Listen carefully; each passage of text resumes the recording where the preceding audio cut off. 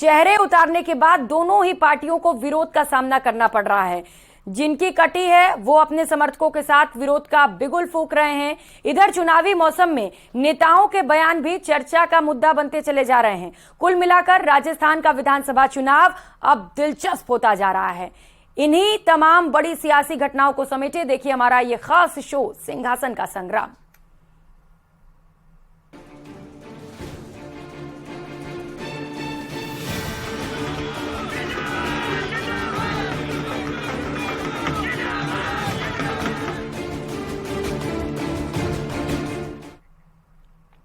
तो चुनावी संग्राम में बेशक अभी कुछ दिन बाकी हैं, लेकिन टिकट को लेकर घमासान जारी है। टिकट पाने वाले और टिकट गंवाने वाले एक दूसरे के आमने सामने हैं।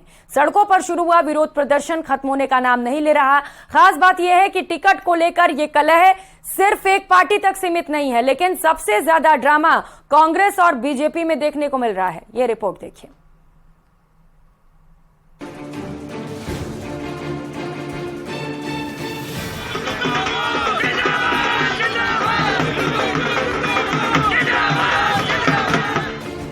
तस्वीरें तीन लेकिन कहानी एक। पार्टी ने टिकट देने में आनाकानी क्या की कि कल तक पार्टी का झंडा और पोस्टर बैनर लेकर खुद को पार्टी का सच्चा सिपाही बताने वाले बगावत का बिगुल बजाने लगे। आस्तीन चढ़ाकर पार्टी के नेताओं को देख लेने की धमकी देने लगे। खास बात ये कि बीजेपी और कांग्रेस दोनों को बागियों से दो चार होना पड़ रहा है।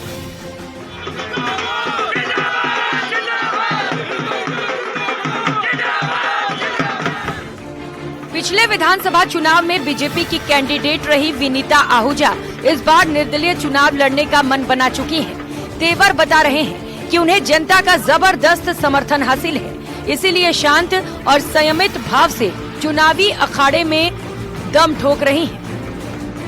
बहुत सारी ऐसी अंतरात्माएं आपके पत्रकार बंधुओं में से भी हैं, जिन्होंने मेरे ऊपर ये उम्मीद रखी कि मैं जिस शिद्दत से काम कर रही थी उसी शिद्दत के लिए फिर से सेवा में उतरूं।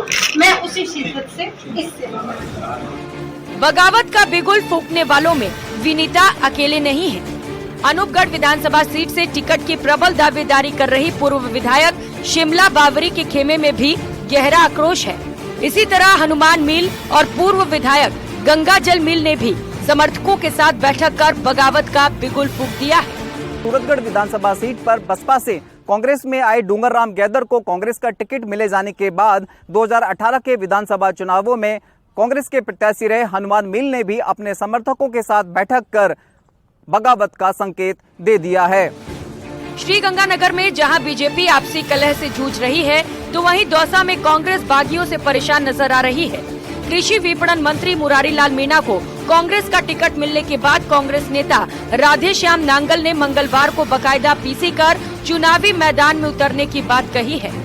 आधार तो मेरे साथ सर्व समाज है, पूरी दौसा की जनता है और उनका भाव देख के आज मैं चुनाव पर में उतरा हूँ। पूरी दमखम से आज मैं घोषणा कर रहा हूँ आप लोगों के सामने, मुझे चुनाव लड़ना है निर्दलीय। पार्टी ने मुझे दरकिनार किया, साइड दिखा दिया, तो मैं पार्टी के खिलाफ हूँ और चुनाव लड़ूंगा पूरे दम से। बीजेपी से प्रत्याशी बनाए गए ताराचंद जैन के विरोध में भाजपा के उदयपुर नगर के डिप्टी मेयर पारस सिंघवी अब खुलकर सामने आ गए हैं। सिंघवी समर्थकों ने उनके नेतृत्व में टाउन हॉल से स्वाभिमान रैली निकाली, जिसे पुलिस ने रोक दिया और आचार संहिता की बात कहते हुए माइक और लाउड स्पीकर जब्त कर लिए। लेकिन इससे उनके हौसले पर रत्ती भर भी फर्क नहीं पड़ा। अंदाज देखिए, धमकी भी दे रहे हैं और वफादारी भी जता रहे हैं। स्पष्ट बताने की स्थिति में अभी मैं नहीं हूँ, क्योंकि मैं भारतीय जनता पार्टी का वर्तमान में कार्यकर्ता हूँ। मैं संवैधानिक पद पर उपमहापौर हूँ। मैं जनता की सेवा अभी वर्तमान में कर रहा हूँ और अगर गलत रास्ता अपनाऊंगा, गलत रास्ते का तात्पर्य मेरी पार्टी के खिलाफ अगर मैं जाऊंगा, मेरे कार्यकर्ता कहेंगे, तो मैं उस संवैधानिक पद से पहले फ्री होऊंगा। मैं पहले पार्टी ने मुझे जो दायित्व दिया उससे फ्री होऊंगा और उसके बाद कोई गलत काम करूंगा। इतनी राजनीतिक बुद्धि मेरे में है। दोनों दल कांग्रेस और बीजेपी बागियों को मनाने में जुट गए हैं, लेकिन लगता नहीं कि मान मनुहार से बात बन पाएगी, पर कोशिश जारी है। हालांकि दोनों ही राजनीतिक दलों के द्वारा संगठनात्मक स्तर पर रूटों को मनाने और डैमेज कंट्रोल की कवायद शुरू करने का दावा किया जा रहा है। ऐसे में अब दिलचस्प ये होगा कि ये रूटने और मनाने की कवायद कितनी लंबी चलती है और अगले महीने 25 नवंबर को होने वाली पोलिंग पर इसका कितना असर देखने को मिलता है। अशोक शर्मा, न्यूज़ 18 श्रीगंगानगर। तो वहीं बीजेपी की दूसरी लिस्ट में टिकट न मिलने से नाराज नेताओं के सब्र का बांध टूटता चला जा रहा है। बीकानेर पूर्व विधानसभा सीट से टिकट कटने से नाराज महावीर रांका ने 25 अक्टूबर को पैदल मार्च का ऐलान कर दिया।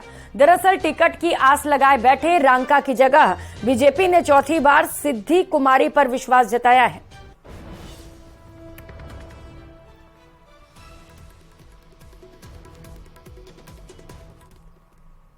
और कांग्रेस को उम्मीदवार घोषित करने में जितना टाइम लगा उससे भी बहुत कम वक्त लगा है विरोध के स्वर उठने में। इस वक्त हमारे साथ मौजूद हैं बीकानेर शहर के पूर्व से बीजेपी की ओर से टिकट के दावेदार रहे महावीर रांका, जिनकी अब नाराजगी जो है वो खुल करके सामने आ चुकी है। सिद्धि कुमारी को चौथी बार फिर से टिकट दिया गया है और आपको नकारा गया है, आगे क्या योजना रहेगी?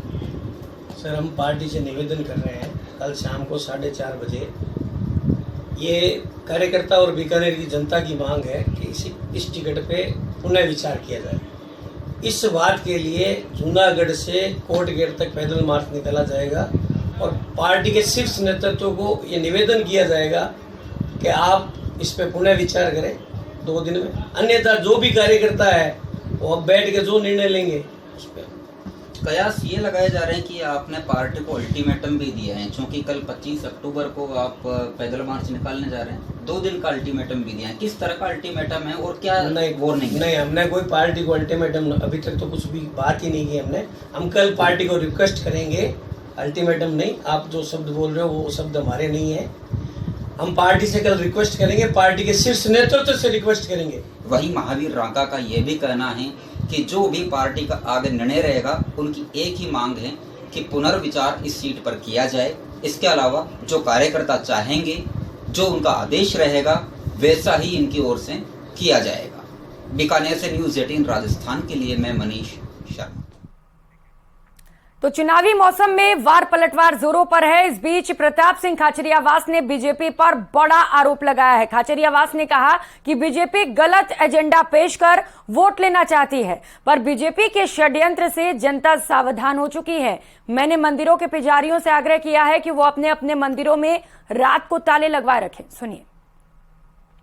सोशल मीडिया के जरिए धार्मिक रूप से गलत एजेंडा पेश करके वोट लेने की है। बीजेपी के षड्यंत्र से जनता सावधान हो चुकी है। हम लोगों से अपील कर रहे हैं कि सोशल मीडिया पर बीजेपी जो नए नए वीडियो चलाती है, कुछ में कोशिश की गई मंदिरों में बीजेपी के कार्यकर्ताओं ने अचानक, अब मैंने मंदिरों के पुजारियों से रिक्वेस्ट की, अपने अपने मंदिरों में रात को ताला लगाओ। ये बीजेपी के लोग घूम रहे हैं, बीजेपी कार्यालय में बैठकर रणनीति बनाते हैं और जहाँ पे मूर्ति टूटती है पहले ये देखो कि वो कौन तोड़ रहा है। वो बीजेपी का कार्य, वो बीजेपी के नेता लोग ही करवाते हैं सब काम कि जैसे दंगा फसाद हो जाए। प्रताप सिंह खाचरियावास की जो संभावित हार सिविल लाइन से होने वाली है, उसको देखकर समझकर प्रताप सिंह अपना मानसिक संतुलन खो चुके हैं। प्रताप सिंह खाचरियावास ऐसी उलूल जुलूल बातें करते हैं जिनका कोई न सर है न कोई पैर है। आए दिन मीडिया को बुलाकर ऐसे उलूल जुलूल बयान देते हैं, सुर्खियां बटोरने की कोशिश करते हैं। सरकार में तो उनको कोई पूछ नहीं रहा है। पहले वो सचिन पायलट के खेमे में हुआ करते थे, आजकल अशोक गहलोत जी के खेमे में चले गए। सुना है कोई फाइल का चक्कर है।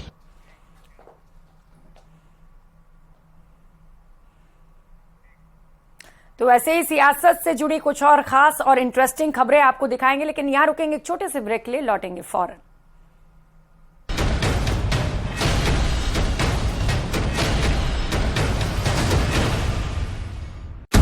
13 हस्तियों ने संभाली राजस्थान की सत्ता। किसका रहा सबसे छोटा कार्यकाल, किसका चला सबसे लंबा राज। दिग्गजों के दांव, राजनीति का पाठ। मुख्यमंत्री जल्द आ रहा है न्यूज़ 18 राजस्थान पर।